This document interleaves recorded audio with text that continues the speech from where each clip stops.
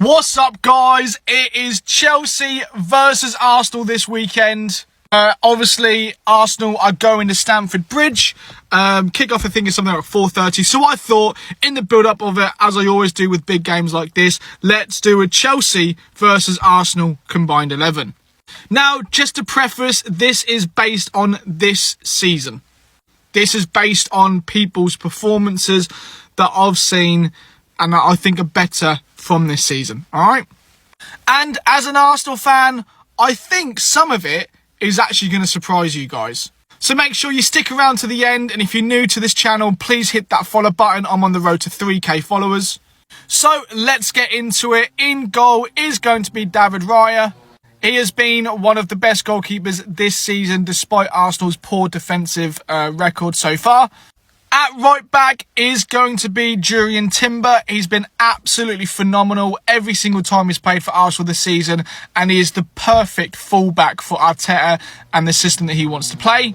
Our first centre-back is going to probably be our biggest surprise of the whole 11, and I'm actually going to go with Levi Colwill. I've not watched tons and tons of Chelsea this season, but every time I have, he has been an absolute superb standout performer. And Saliba, although I still believe he's one of the best defenders in the league, there's been a few poor performances, as well as, you know, the red card against Bournemouth. I know that's Trossard's fault, really, but again, he didn't have to make that decision. Second centre-back is going to be Arsenal's Gabriel. I honestly think he is one of the most underrated defenders in the league. He's so good. Left back is actually going to be a bit of a toss-up between Cucurella and Calafiori. Now, bias aside, I'm actually going to put Calafiori. The reasoning for it, because of his performances, obviously, but he's popped up in moments where we needed him the most, such as the goal against Man City, you know, things like that. Guy plays as a number 10 sometimes, as a left back. Crazy. Moving into midfield, we're doing a double pivot for this formation to get some of the players in.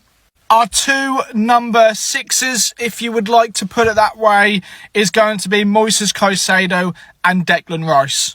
For the most part, I believe both of those players have been superb this season.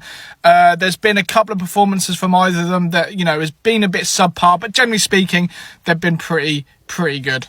Going in at the number 10 position, surprise, surprise, is going to be Cole Palmer. That one is obviously extremely self-explanatory, and so he gets into the team. Our right winger is going to be Bukayo Saka. Unbelievable player. World class. Absolutely world class.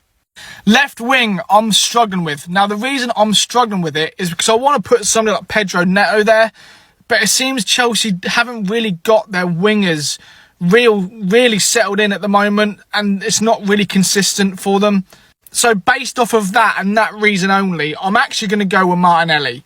Now, before you say he's had a poor season, yes, in terms of output he has, but actually his performances near enough every single game is actually been very good. He clearly lacks a lot of confidence, but outside of the goal scoring and the assisting, he's a phenomenal winger. If Chelsea had their wingers settled in, you know, and they're playing week in, week out, and they knew what they're doing with him, I'd probably go with somebody from Chelsea, but I just can't think of anything. And last but not least, it is going to be Nicholas Jackson as our striker. Havertz, although I think is very good, he does lack a few qualities in a number 9, and obviously this season he's had an up and down season as well, and Jackson's been scoring pretty consistently throughout the season. So this video has lasted way longer than it should have. Let me know, guys, whether you agree with that combined 11 and whether you would change anything about it.